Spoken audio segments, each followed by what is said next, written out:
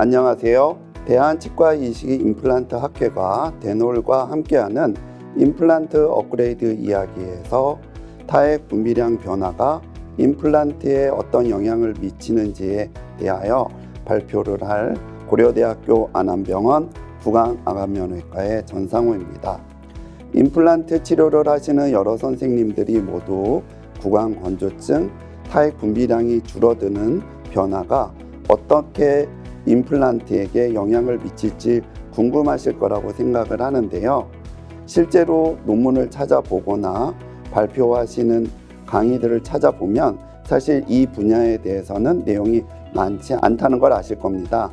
그래서 구강건조증 치료를 전문으로 하는 제가 이 부분을 한번 준비해 보았습니다. 처음은 제가 임플란트 치료도 하고 구강건조증 치료도 지금 열심히 하고 있는데요. 좀 미숙했던 케이스를 하나 가지고 문제 제기를 하면서 이야기를 풀어가 보겠습니다. 매일 74세 환자분이 이가 흔들리고 아프다는 주소로 내원을 해주셨는데요. 당뇨병, 파킨슨병, 전립선암, 인공관절수술, 협심증 등 여러 가지 병력을 가지고 계셨고 많은 약을 복용하고 계셨습니다. 2016년 초진 파노라마에서 보시는 것처럼 구치부에서 치아 상실을 통해 저작 효율이 좌우에서 원활하게 이루어지지 않는 것을 확인할 수가 있습니다. CT상에서 보시는 것처럼 우측 하악 구치부에 깊은 골 결손을 확인할 수가 있고요. 저는 이때만 해도 버티컬 리지 어그멘테이션을 통한 임플란트 치료에 어떻게 하면 이 임플란트 수술을 잘 할 수 있을까 거기에 매몰되어 있다 보니 임플란트를 어떻게 잘할지만 생각했었던 것 같습니다. 그래서 맨 왼쪽은 프리오피 파노라마고 임플란트 수술을 버티컬 리지 어그멘테이션을 통해서 잘 했고요. 또 팔로업 5년 정도 지난 후에 파노라마 영상인데요. 이것을 보고 사실 잘된 케이스라고 발표를 하기도 했었던 케이스입니다. 그렇고 2019년도에 이제 환자분이 상악 좌측 구치부에도 임플란트를 심고 싶다고 오셔가지고 수술 후에 찍은 파노라마입니다. 2019년 1월이고요. 근데 이때 찍어 보니 보시는 것처럼 36번 치아에 서비컬 캐리어스가 심하게 생겼고 통증은 많이 호소하진 않았지만 환자도 모르게 이렇게 충치가 많이 진행이 돼서 이 치아도 발치를 해야 된다고 설명을 드렸었습니다. 그리고 나서 10월경에 이제 보철문이 들어간 모습이고요. 36번 치아는 발치가 되었죠. 근데 이때 파노라마에서 보니까 보이시나요? 치경부에 여러 우식증이 관찰이 되고 있습니다. 다발성 우식증이 관찰이 되고 있죠. 그래서 1월에 팔로업 사진을 찍으면서 봤던 파노라마 상에서 정말 서비컬 캐리어스가 있었는지 자세히 보니 그때도 있었습니다. 그런데 큰 우식증인 36번만 보였었고 저에게는 임플란트 치료했던 26, 27번 부위 임플란트 뼈 이식을 통한 임플란트 치료 부위만 열심히 봤던 것 같아요. 그러다 보니 노란색으로 보이는 서비컬 캐리어스가 이때도 있었는데 이거를 놓쳤었던 것 같고요. 이 환자는 아까도 처음에 설명드렸지만 많은 질병을 가지고 있다 보니 여러 약물을 복용하고 있었고 복합 약물 복용에 의한 구강건조증이 심하셨어요. 그래서 10분간 분비되는 비자극성 타액 분비량이 0.3 정도 될 정도로 타액 분비량이 굉장히 적었습니다. 그 뒤에도 임플란트 치료는 계속되었고 오른쪽 아래는 이제 제일 최근 엑스레이인데요. 보시는 것처럼 많은 치아가 상실되었고 관리를 함에 있어서도 제가 불소도포도 하고 CA도 서비컬 어브레이전을 치료도 의뢰해서 하고 열심히 했음에도 불구하고 구강 건조증으로 인한 많은 치아 상실이 처음보다는 많이 이루어졌다는 것을 이 케이스를 보면서 아실 수 있을 겁니다. 구강 건조증, 타액 분비 부전이라고 하는 구강 건조증은 그 원인이 되게 다양합니다.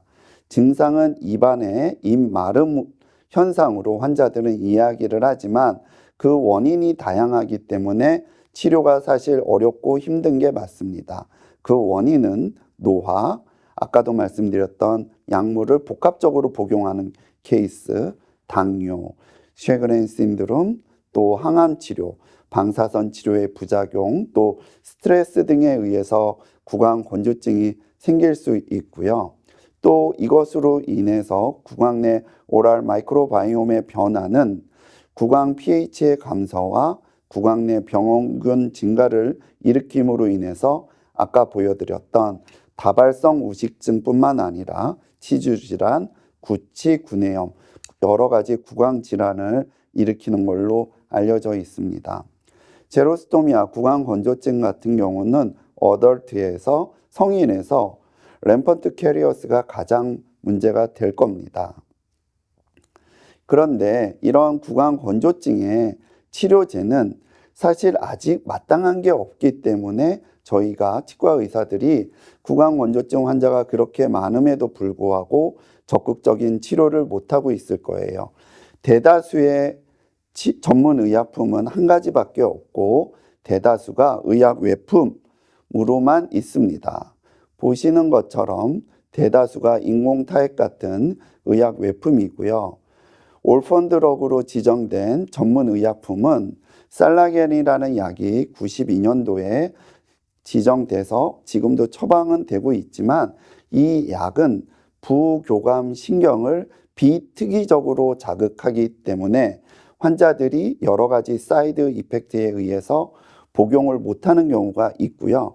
사실 이거는 전문 의약품이라고는 하지만 타액선에 생긴 염증을 컨트롤할 수도 없고 또 망가진 세포, 에시나셀이나 도관세포를 선세포나 도관세포를 재생하지 못하기 때문에 정말 전문의약품 치료제라고 하기에는 미약합니다. 현재 임상이 진행되고 있는 치료제들로 개발되고 있는 것들은 면역 조절을 통해서 그래서 염증을 컨트롤함으로 인해서 구강 건조증 치료제로 개발이 되는 약들이 있는데 이것들도 면역은 조절이 가능하지만 파괴된 도관세포나 에시나셀 선세포들의 재생은 이루지 못하기 때문에 역시 한계가 있다고 말씀을 드릴 수 있고요. 그래서 저도 이런 쪽의 연구를 하고 있지만 최근에는 면역 조절과 항염 치료가 동시에 될 수 있는 재생 치료제로서 구강 건조증 치료제가 개발된다고 할 수 있습니다. 그러면 치료제는 없는데 구강 건조증은 치료가 안 되는 치료 방법이 없느냐? 사실 그렇지는 않습니다. 우리나라에는 아직은 많이 보급되어 있지는 않지만 유럽이나 서양권에서는 타액선 내시경술을 통해서 타액 분비 부전, 구강 건조증을 포함한 타액 분비 부전을 치료하고 있습니다. 그래서 잠깐 동안 제가 고려대학교 안암병원 치과학교실에서 타액선 내시경술을 통해서 어떻게 구강 건조증, 타액 분비 부전을 치료하고 있는지 설명을 드리겠습니다. 사이로 엔도스코프의 인디케이션은 잘 어떻게 알려져 있냐면 미니멀 인베시브 서저리로 알려져 있고 원인이 명확하지 않는 타액선에 스웰링이 있을 때 치료하게 되고요. 타액선염, 타석, 또 도관 내에 스테노시스, 막힘 현상이 있거나 마지막에 보이시는 것처럼 타액 분비가 잘 이루어지지 않을 때 사용하게 되는 치료법이라고 말씀드릴 수가 있고요. 구강 건조증에 제가 원인이 다양하다고 말씀을 드렸었는데요. 그 원인 중에 요오드 방사선 치료 후에 사이드 이펙트로 생기는 구강 건조증이 있습니다. 이런 경우는 적절하게 그리고 너무 늦지 않게끔만 사이로 엔도스코프로 치료를 한다면 굉장히 치료 성적이 좋습니다.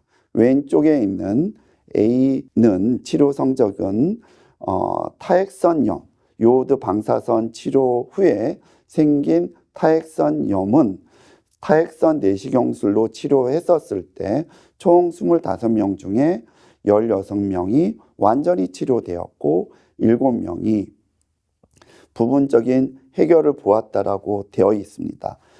치료 결과가 90% 정도 되는 굉장히 좋은 치료 성적을 나타냈고요. B 다이아그램은 제로스토미아 환자가 표현하는 제로스토미아는 어느 정도 해결되었는지 보시면요. 컴플리트하게 22명에서 컴플리트하게 완전 해결이 된 환자가 7명, 부분 해결이 된 환자가 10명, 75% 이상의 좋은 치료 성적을 나타내고 있죠. 그래서 구강건조증 환자 중에 원인이 요오드 방사선 치료 후에 생긴 구강건조증, 어떤 타액선염, 타액 분비 부전이 있다면 타액선 내시경술로 치료가 잘 됩니다.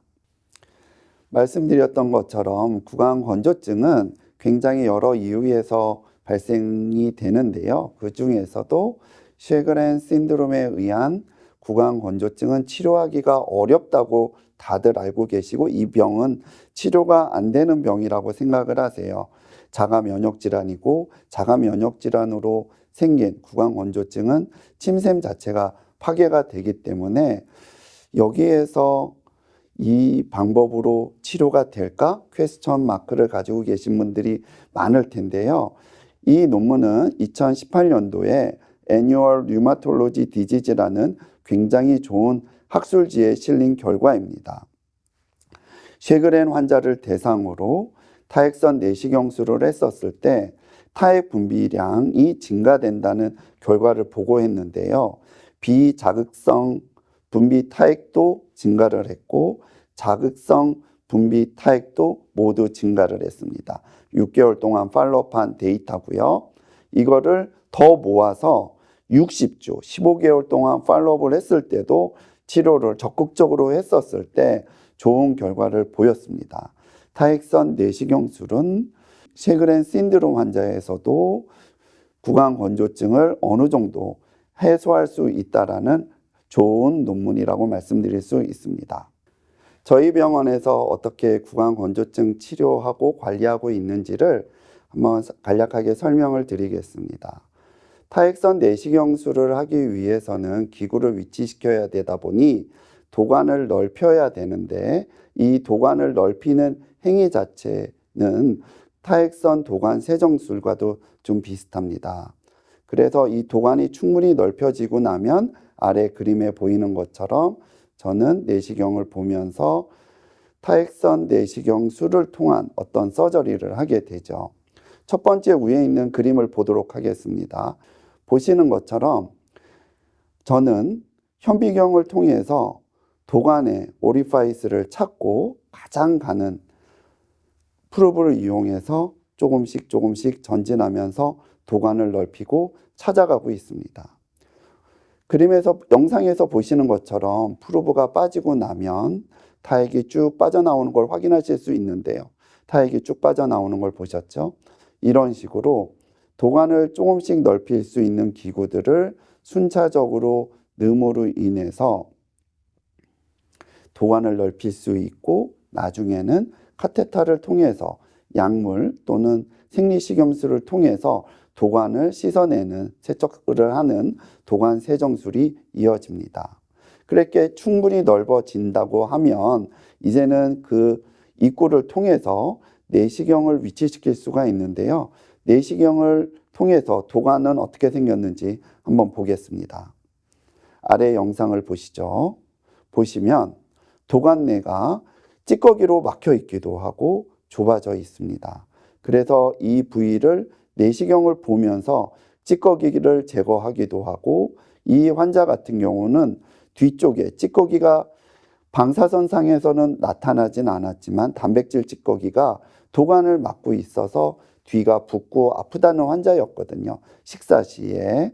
그래서 이런 거는 영상에서도 안 나오고 진단하기가 힘든데 내시경술을 통해서 그 단백질 찌꺼기를 확인을 했고 제거하기 위해서 내시경술을 계속 진행을 했고 그 결과가 좋았습니다.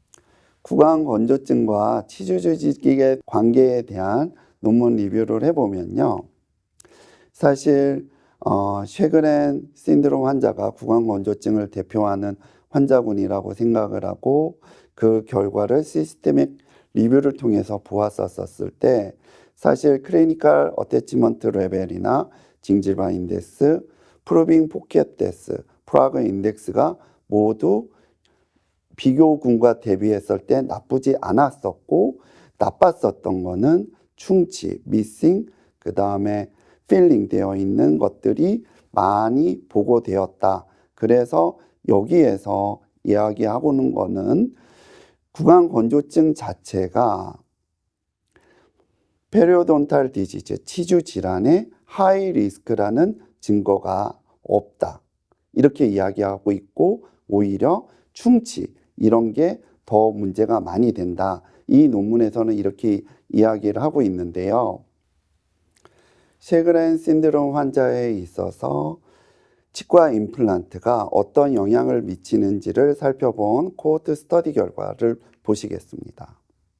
임플란트 치료를 했고 추잉 어빌리티를 보았었을 때 큰 문제는 없었고 단지 터프하고 딱딱한 음식에서 통계적 차이를 좀 보였습니다. 그 이유는 구강건조증 환자의 경우 타액의 역할이 부족했기 때문이라고 생각을 합니다. 다들 잘 아실 텐데요. 타액의 역할은 부셔진 음식물을 삼키는데 중요한 윤활제로서의 역할을 하는데 치과 임플란트가 들어가서 음식을 잘 부수더라도 타액이 없음으로 인해서 음식물을 삼키기 어려웠던 겁니다. 또 플라그 인덱스와 브리딩 인덱스를 보았었을 때 여기에서는 구강건조증 환자에서 좀 더 높게 나타났는데 세컨더리 쉐그렌 신드롬 환자를 다 같이 보았었기 때문에 이 환자 같은 경우는 세컨더리 쉐그렌 신드롬 환자는 류마토이드 아스라이티스를 가지고 있는 환자가 대다수이고 다른 문헌에서도 알려져 있는 것처럼 류마토이드 아스라이티스 환자에서는 플루빙 뎁스 프라그 인덱스가 아닌 환자보다 높게 나타났고 그래서 이 논문에서도 높게 나타났다고 생각을 합니다. 또 하나 봐야 될 게 보시는 것처럼 맨 아래에 있는 데이터처럼 오랄헬스 관련된 QOL 얼마나 삶의 질이 좋아졌는지를 보았었을 때 구강건조증 환자에 있어도 만족도가 증가했다. 치과 임플란트 치료를 함으로 인해서 만족도가 삶의 질이 높아졌다. 이렇게 말씀을 드릴 수 있어요. 정리해서 결론을 말씀을 드리면요. 쉐그렌 신드롬 환자는 아닌 환자들과 비교했을 때 클리니컬 퍼포먼스가 임플란트 치료를 했었을 때 나쁘지 않았다. 미싱 티스를 결손치를 임플란트로 대처하는 치료는 구강건조증 쉐그렌 신드롬 환자에서도 효과적인 치료법이 될 수 있다라고 논문에서는 이야기하고 있습니다. 또 다른 시스테마틱 리뷰를 볼 텐데요. 치과 임플란트가 쉐그렌 신드롬 환자에 있어서 시스테믹 리뷰를 통해서 보았었을 때 시스테믹 리뷰를 했던 피코는 다음과 같습니다. 구강건조증과 아닌 환자 그리고 인터벤션은 치아가 상실되고 마지막 본 레벨이 어떻게 되는지 임플란트에 안 좋은 영향을 미쳤는지 그런 결과치를 놓고 보았는데요. 많은 논문들 중에 추려서 총 6편의 논문을 가지고 그 결과를 보았고 결과들을 모아서 보았더니 구강건조증 쉐그렌 신드롬 환자에 있어서는 충치가 많이 생기고 그걸로 인해서 치아 상실이 좀 더 많이 되더라.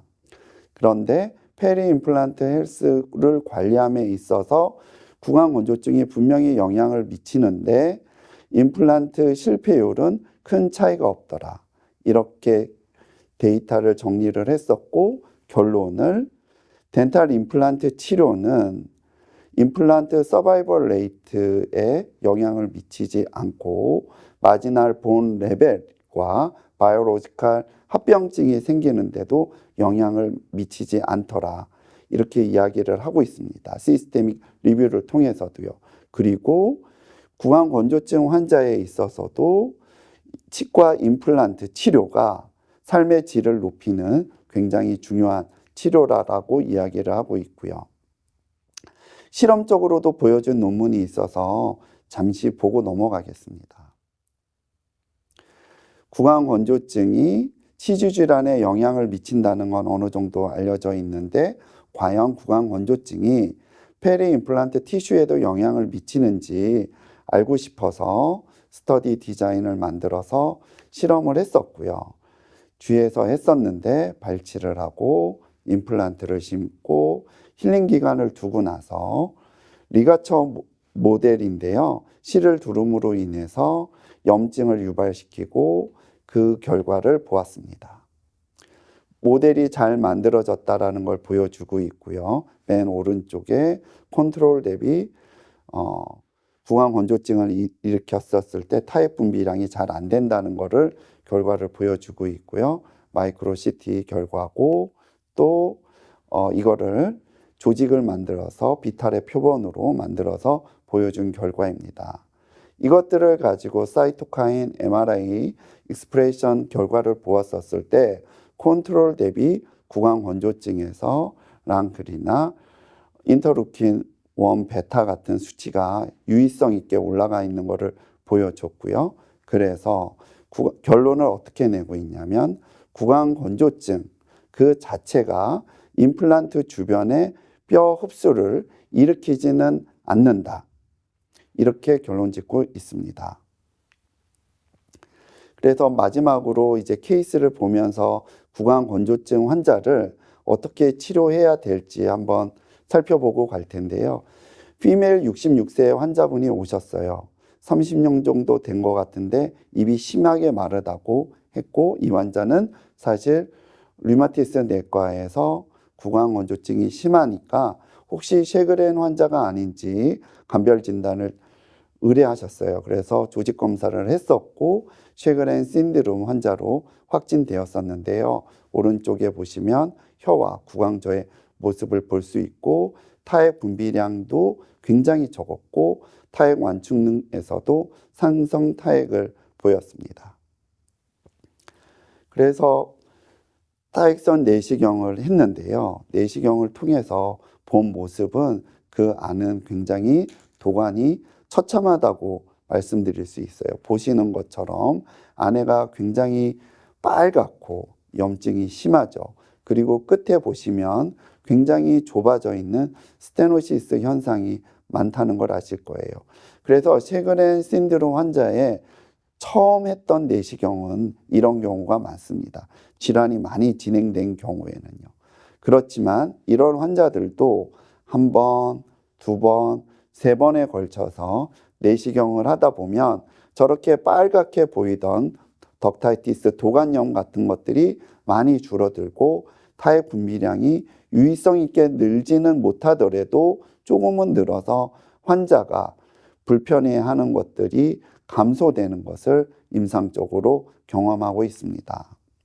그래서 임플란트 치료를 했고요. 그 뒤에 그리고 나서 마지날 본 로스가 있는지 보았었을 때 본 로스는 없이 구강건조증 환자임에도 불구하고 안정적으로 임플란트가 유지되는 걸 확인을 했고 이런 환자들을 모아서 본 레벨 체인지가 있는지 저희 병원에 오시는 구강건조증 환자의 마지막 본 로스 데이터를 보았었을 때 컨트롤 대비 그렇게 나쁘지 않았고 보이시는 것처럼 1mm 안쪽 한 평균 0.5mm 내외 정도의 본 로스가 있는 것을 알게 되었습니다.